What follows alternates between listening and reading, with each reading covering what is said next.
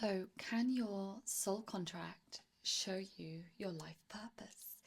This is the $1,000,000 question that I get asked all the time when people are booking in a soul contract reading.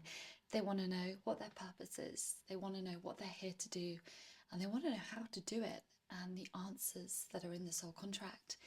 Now, if you know your soul contract, you've read the book or you've had a reading, you'll understand that there are deep lessons in each of the numbers in your chart.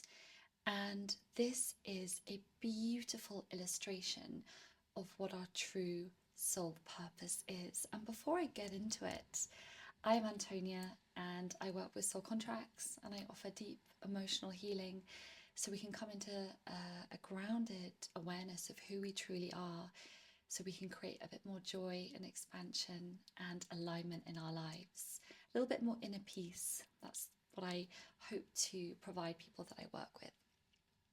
So back to the interesting stuff. And yeah, if you want to stay in touch, you can subscribe, and I post videos every week. So we want to know our soul purpose. And in a soul contract, we have these different energies that show up. And each of these energies is here to help us evolve and reconnect and understand the truth of who we are. And so your soul purpose is to learn the lessons that come through the energies of your chart. A good example of this is I have a 12-3 in my soul destiny, and people think, oh, my soul purpose is in my soul destiny. Not really, not really.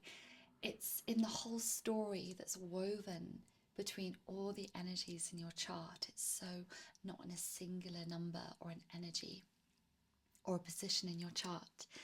But my soul destiny of 12-3 is teaching me that I'm here to slow down and find balance in my life. And through balance and slowing down and expanding softly and slowly with love from my heart, really knowing my full worth and sharing my gifts and talents and also receiving and finding a balance between that, I can find deep fulfillment, because this is what we are really all secretly wanting. We are wanting deep fulfillment. And of course, in the world that we live in, we're told that fulfillment comes from doing what you love, which is true, and it comes from making money. And everyone wants to earn money because they all want to feel safe. Money brings safety and security, and it's the one thing that we all crave and we all deep down desire. Money also gives us freedom, and we all need freedom because we are living in this crazy world that completely limits our freedom in so many different ways and on so many different levels. You know, we want to express ourselves, but it doesn't feel safe. That is a lack of freedom. We want to do the things that we want to do, but then how do we live? That's a lack of freedom. And the world that we're living in, it's a matrix and it is a prison cell, and it's designed to keep us trapped and limited and stuck in a lower level of consciousness where we cannot create, we cannot dream, and we cannot expand. And so the more you get to know yourself and the world that you live in and the soul that is within you and the oversoul and our position in the world, and what I mean by that is we're down in the third dimension. We come from the 12th dimension, which is source, it's pure love energy, it's God, it's the divine, spirit, whatever you want to call it. And we're here to come back and ascend back through that process of raising our consciousness. It's enlightenment.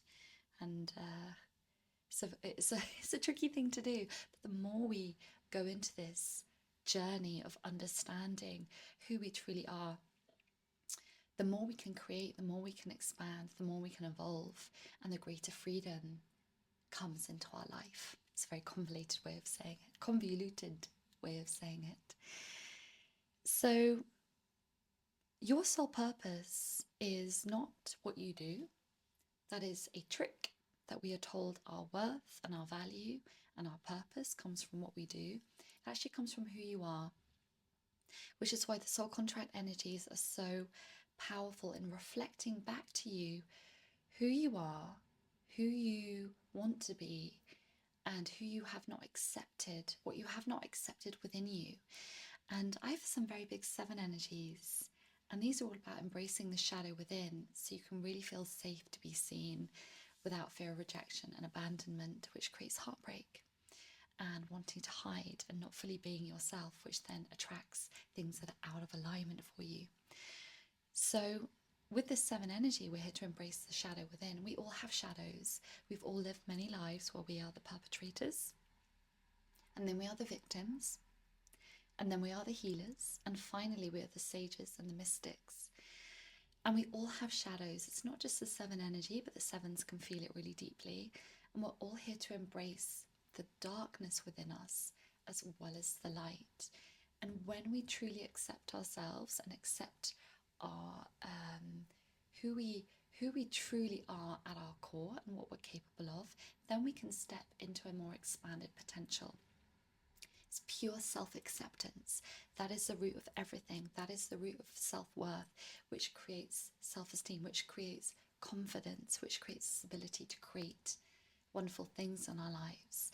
So the whole process of wanting to know your soul purpose is actually a process of self-realization.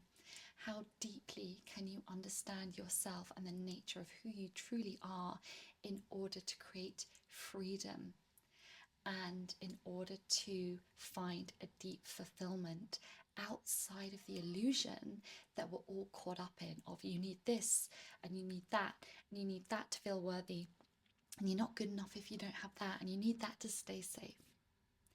So that's what I wanted to share about that.